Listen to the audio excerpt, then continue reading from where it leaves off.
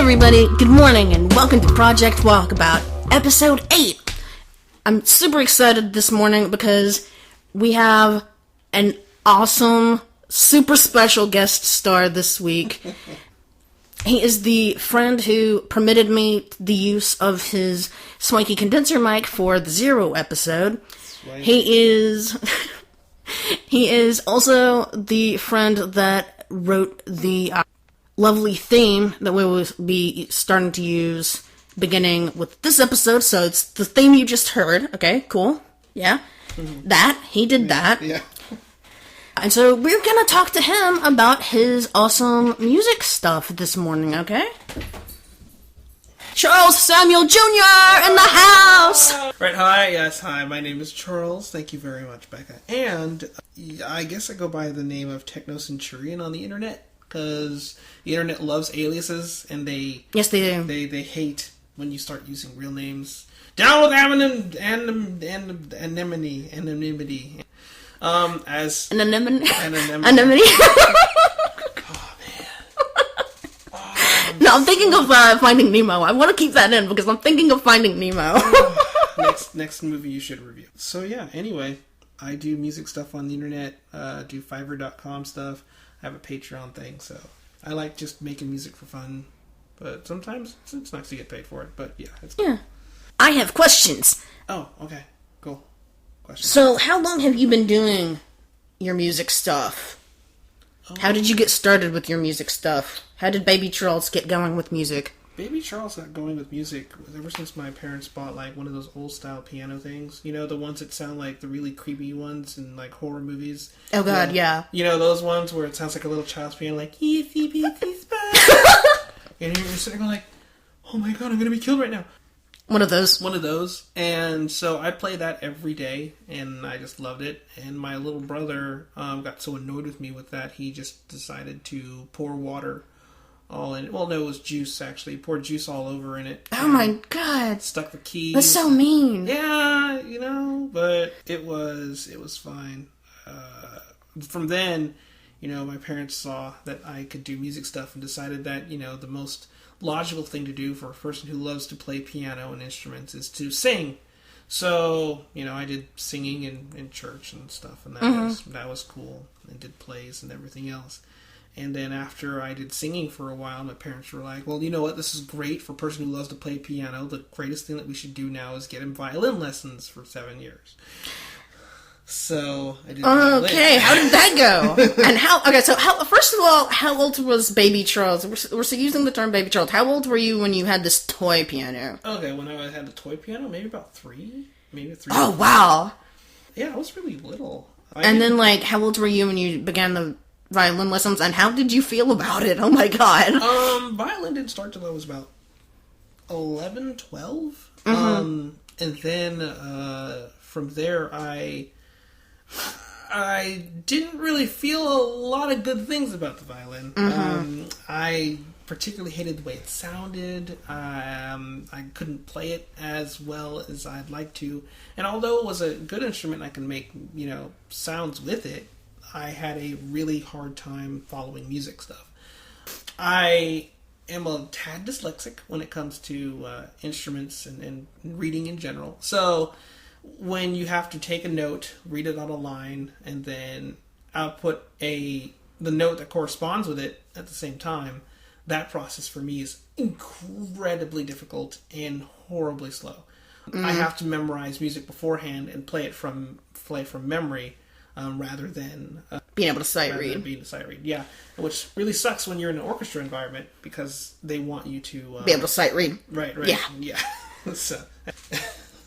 Yeah, I know some music terms and stuff between, my sister was always into music, and I had a music class in my homeschool group in high school, so I do know a few musical terms.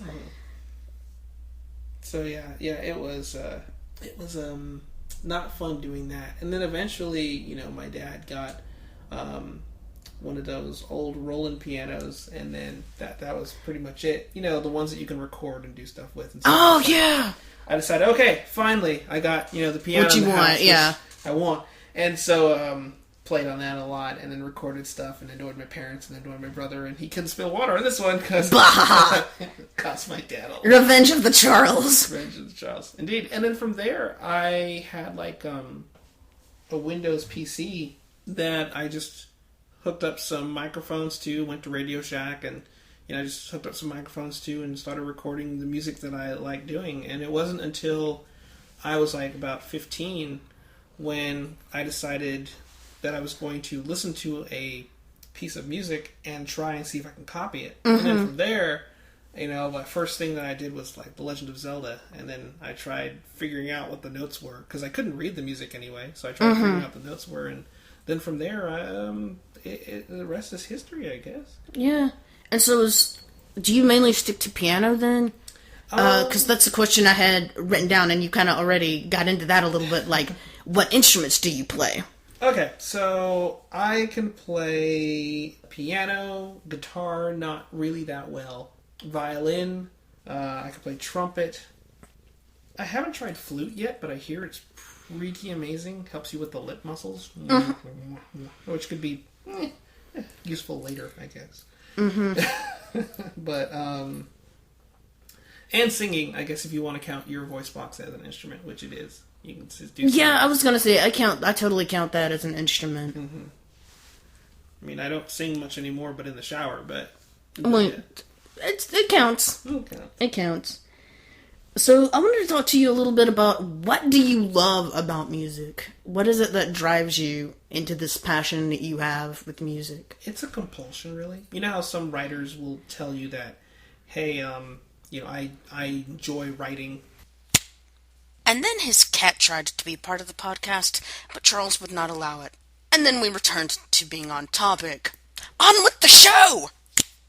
I would tell you that if somebody were to ask me, like, why do I write? I'm like, because if I don't, I go crazy. Yeah, that's pretty much how that goes. Like, if I don't make music, I am very, very agitated. It's something that needs to happen, and it needs to, and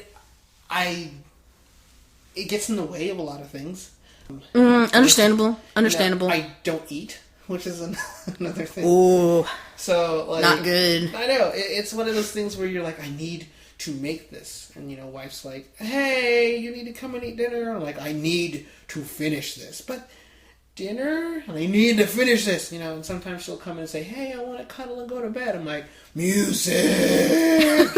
So, that, depending on, your view on addictions, that could surely qualify as one of those things. So for me, what I love about music is creativity and unpredictability. When you listen to people make music, for some people, they can listen to the same type of chord progressions, the same type of notes with different words, and for them, that's just perfectly fine. For me, whenever I listen to a song, I don't necessarily enjoy a song. I sort of enjoy the process of taking the song apart. In my head, separating out the bass from the trumpets, from the violins, from the guitar, and go do a reverse construction of the song, sort of saying, if I were to turn off this part of the bass, what does the rest of the song sound like to me?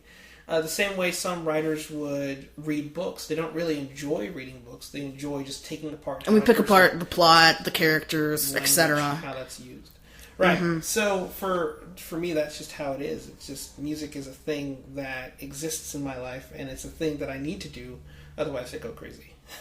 Oh yeah, and yeah, for you out there listening, essentially, what he's describing is that he hears things a lot of the rest of us do not. If any of you guys have seen August Rush, it's kind of like that. Like, he hears stuff I have that movie somewhere. Yeah. Yeah, he hears things that a lot of the rest of us just do not hear. We don't have the ears for it. Just the way writers see things, some other people might not. Alright guys, that is the episode for this week. This is going to be a 2-part interview with Charles. We wound up talking a little bit longer than I had anticipated with his questions, and then he actually wound up having a few for me as well. So look forward to part 2 of this interview next week. In the meantime, Hit me up with any questions, suggestions, or otherwise at Sneaky Hobbit on Twitter. See you next week, guys. Laters.